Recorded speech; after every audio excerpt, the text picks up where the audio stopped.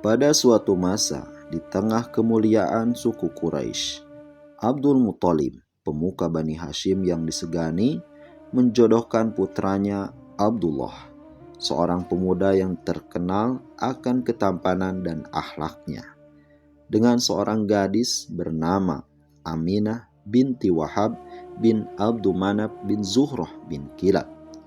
Aminah bukan wanita biasa. Ia dikenal sebagai salah satu wanita terhormat di kalangan Quraisy, bukan hanya karena keelokan budi dan parasnya, tapi juga karena nasabnya yang mulia. Ayahnya, Wahab bin Abdul Manaf, adalah pemuka suku Bani Zuhrah, sosok terpandang dalam kebangsawanan dan kehormatan di Mekah.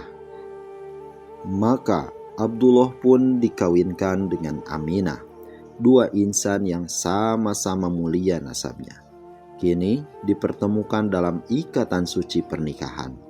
Di kota Mekah yang penuh berkah, mereka membina rumah tangga dengan ketenangan dan kasih sayang. Dalam rumah tangga sederhana itulah tersimpan takdir agung. Kelak dari rahim Aminah akan lahir utusan Allah yang membawa rahmat bagi seluruh alam. Tak berapa lama setelah pernikahan itu, Abdullah, putra tercinta dari Abdul Muthalib, dikirim oleh ayahnya menuju Madinah untuk mengumpulkan dan membeli buah kurma. Namun, takdir Allah telah tertulis. Di kota itu pula, Abdullah menghembuskan napas terakhirnya.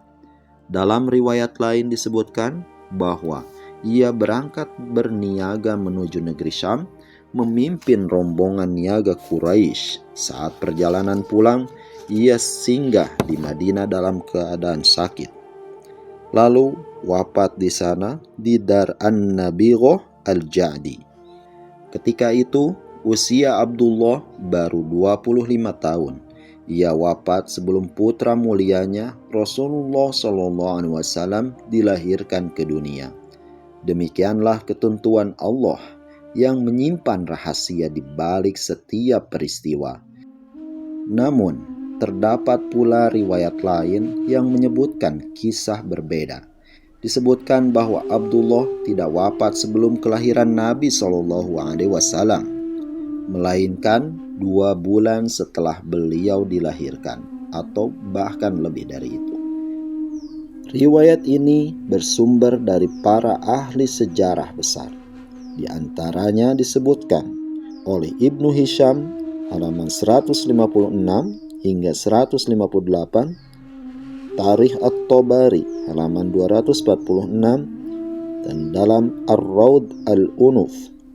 Meskipun berbeda dalam penentuan waktu wafatnya, seluruh riwayat sepakat bahwa Abdullah bin Abdul Muthalib meninggalkan dunia dalam usia muda, meninggalkan amanah besar di rahim istrinya. Ketika kabar wafatnya Abdullah sampai ke Mekah, suasana duka menyelimuti rumah keluarga Abdul Muthalib.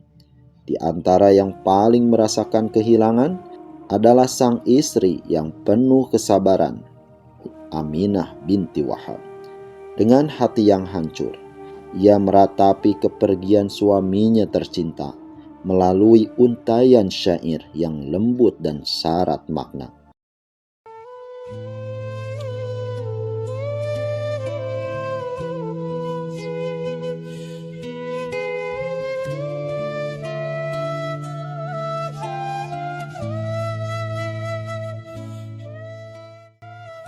Suara tangisnya bergelegar dalam bait-bait indah itu, menggambarkan cinta, kesetiaan, dan kerinduan yang tak bertepi. Syair itu menjadi saksi bagaimana cinta dua insan mulia terpisah oleh takdir ilahi.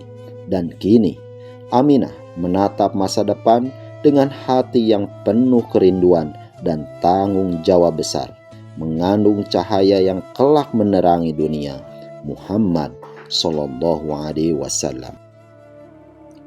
Dari Abdullah, suami tercinta yang telah berpulang, Aminah hanya diwarisi harta yang sangat sederhana. 5 ekor unta, sekumpulan kambing, dan seorang budak wanita dari Habasyah bernama Barokah yang dikenal dengan kunyahnya Ummu Aiman. Dialah sosok yang kelak akan menjadi pengasuh Rasulullah SAW, penuh kasih sayang dan kesetiaan sepanjang hidupnya. Kisah ini bersumber dari Talqih Fuhum Ahl Al-Athar halaman 4, serta disebutkan pula dalam Sahih Muslim 2-96. Dari peninggalan yang sederhana itulah Allah menumbuhkan keberkahan yang agung, sebab dalam rumah yang tampak kecil itu sedang tumbuh benih seorang manusia yang mulia, penutup para nabi dan rasul, Muhammad Sallallahu Alaihi Wasallam.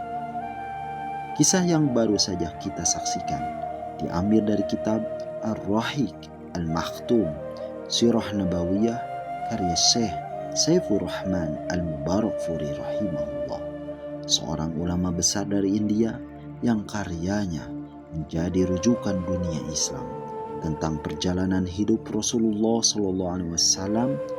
Semoga kisah ini menumbuhkan cinta kita kepada Allah dan menambah rindu kita kepada Rasulullah SAW. Jika video ini membawa manfaat dan menambah pengetahuan kita, jangan lupa untuk dukung Mumtazah Official Channel dengan menekan tombol like, tinggalkan komentar terbaikmu, serta subscribe dan bagikan ke lebih banyak orang, agar kebaikan dan ilmu ini dapat tersebar lebih luas. Semoga Allah membalas setiap kebaikanmu dan menjadikan langkah kecil ini sebagai amal jariah di sisi Allah Subhanahu wa Ta'ala.